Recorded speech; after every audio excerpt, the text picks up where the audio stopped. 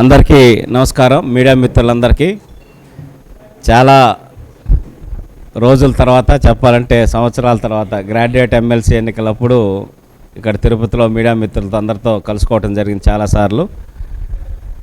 సరే, వేరే బాధ్యతల వల్ల మిమ్మల్ని అందరినీ చాలా ఆలస్యంగా కలుసుకుంటున్నాం అనుకోకుండా.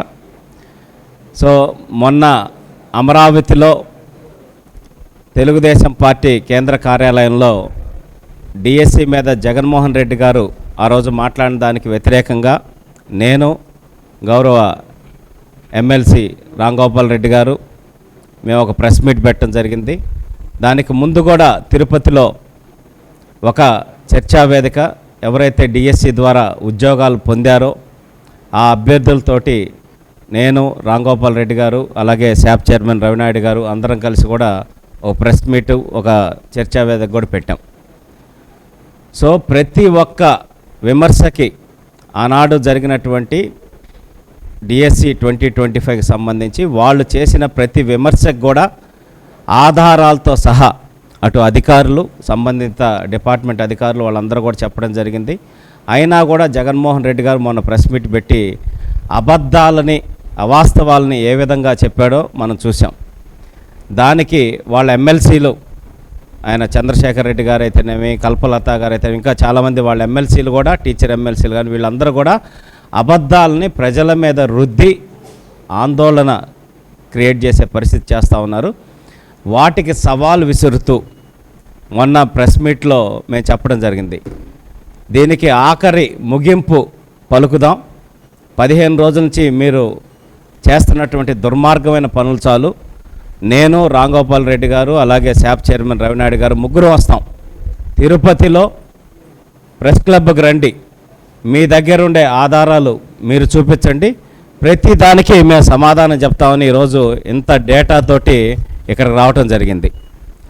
మా సవాల్ని స్వీకరించే దమ్ము లేక ఈరోజు ఇంతసేపు 11ంటికి రమ్మని చెప్పడం జరిగింది. ఇప్పటి వరకు కూడా ఇక్కడ ఎవరు వైఎస్ఆర్సీపీకి సంబంధించి జగన్మోహన్ రెడ్డి గారు కానీ, వాళ్ళ పార్టీ ఎమ్మెల్సీలు కానీ, ఇతర నాయకులు ఎవరైతే డిఎస్సి మీద ఆరోపణ చేస్తున్నారో వాళ్ళు ఎవ్వరు కూడా రాలేదు.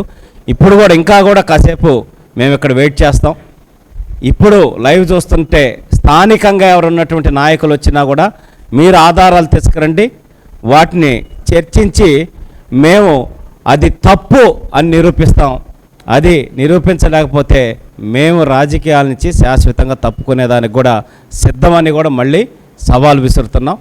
ఈరోజు ఇక్కడ తిరుపతి వెంకటేశ్వర స్వామి పాదాల సాక్షిగా మేము అన్నిటినీ ఏ తప్పు జరగలేదని నిరూపించడానికి మేము సిద్ధంగా ఉన్నాం. తప్పు జరిగిందని నిరూపించగలిగే దమ్ము మీకుంటే రమ్మని మళ్ళీ కూడా పిలుస్తున్నాం.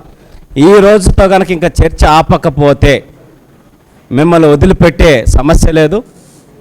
100% ప్రజలే మిమ్మల్ని రోడ్డు మీద తరిమి కొట్టేటటువంటి పరిస్థితులు ఉంది. అలాగే ఈ రాష్ట్రంలో 16,000 సో కాబట్టి మేము ఇంకొక 10-15 నిమిషాలు వెయిట్ చేసి ఇక్కడ మళ్ళీ మెయిన్ ప్రెస్ మీట్ అక్కడ మనం ఏర్పాటు చేసుకున్నాం. అక్కడికి వెళ్ళే కార్యక్రమం ఉంది కాబట్టి చూసి వైసీపీ వాళ్ళు లేకపోతే మిగతా ప్రెస్ మీట్ మొత్తం కూడా ఆర్గనైజింగ్ అంతా కూడా ఇక్కడ పాయ్ హోటల్లో అందరూ కలుసుకుందాం. నమస్కారం. మొన్ననే ఇక్కడే ప్రెస్ మీట్లో కూడా మా గ్రాడ్యుయేట్ శాసన మండలి సభ్యులు, ప్రభుత్వ విప్ కంచర్ల శ్రీకాంత్ గారు, శాసన మండలి సభ్యులు భూమిరెడ్డి రాంగోపాల్ రెడ్డి గారు, తెలుగుదేశం పార్టీ కేంద్ర కార్యాలయంలో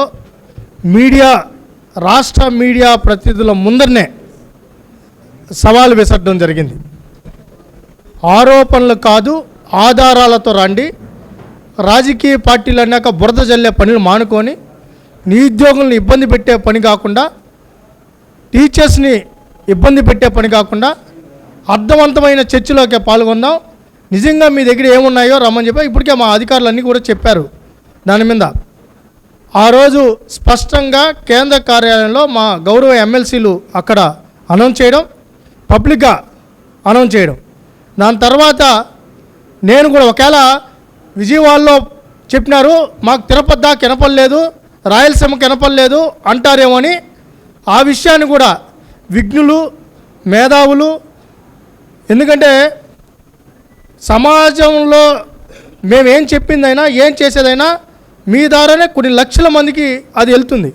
మీ ముందర కూడా ఆ విషయాన్ని నేను ఇదే వేదిక ద్వారా ఆ రోజు చెప్పా. మా గౌరవ శాసన మండలి సభ్యులు విప్పు శ్రీకాంత్ గారు, రామ్ గోపాల్ రెడ్డి గారు అక్కడ సవాల్ విసిరారు. మా శాప్ చైర్మన్ కూడా తీసుకొని వస్తామని నాకు చెప్పారు. నేను కూడా ఆ విషయాన్ని మీ దృష్టిలో ఆ రోజే పెట్టాను. ఈ టైంకి 11 గంటలకు వస్తాం, 1 గంట ఇక్కడే ఉంటాం, ఎవరైనా రావచ్చు అని చెప్పాం. పేపర్లో కూడా ఆయన ప్రధాన శీర్షికల్లో వచ్చింది. మేము వచ్చాం, మళ్ళీ రేపు తెల్లారితో తూచ్ వాళ్ళు ఎప్పుడు వచ్చారో తెలియదు, వాళ్ళు ఎప్పుడు పోయారంటే కుదరదు, కెమెరాలే సాక్షి, మీరే సాక్షి. మళ్ళీ రేపు తెల్లారితో చెప్తారు ఆడాడో విజయవాడలో మాట్లాడారు మాకు తెలియదు, ప్రెస్ క్లబ్లో చెప్పినారు మాకు తెలియదు, మా ఇష్టం వచ్చి రోజు మాట్లాడేస్తాం. 10 లక్షలు, 15 లక్షలు, 50 లక్షలు, ₹1,00,00,000, 400 కోట్లు అన్నారు, 200 కోట్లు అన్నారు, 100 అయింది, 50 అయింది, లాస్ట్ నిన్న 10 లక్షలకు వచ్చారు. కాబట్టి మేము అర్థవంతమైన చర్చలు జరపాలి. ఈ అన్నిటికంటే బాధేసే విషయం ఏంటంటే అవన్నిటి మీద కూలంకషంగా ప్రెస్ మీట్లో మాట్లాడతాం. మేము వచ్చాం, ఆన్ టైం వచ్చాం, మా ఎమ్మెల్సీ గారు ఇక్కడే ఉన్నారు, విప్ గారు ఇక్కడే ఉన్నారు, ప్రభుత్వం తరపునే వచ్చారు. మేము ఏదైతే ఇచ్చిన టైం వరకు ఉండి మళ్ళీ వెళ్తాం. ఊరికి మేము స్పష్టంగా నిరుద్యోగులు కూడా ఇవన్నీ గమనించాలని కూడా విజ్ఞప్తి చేస్తున్నాం.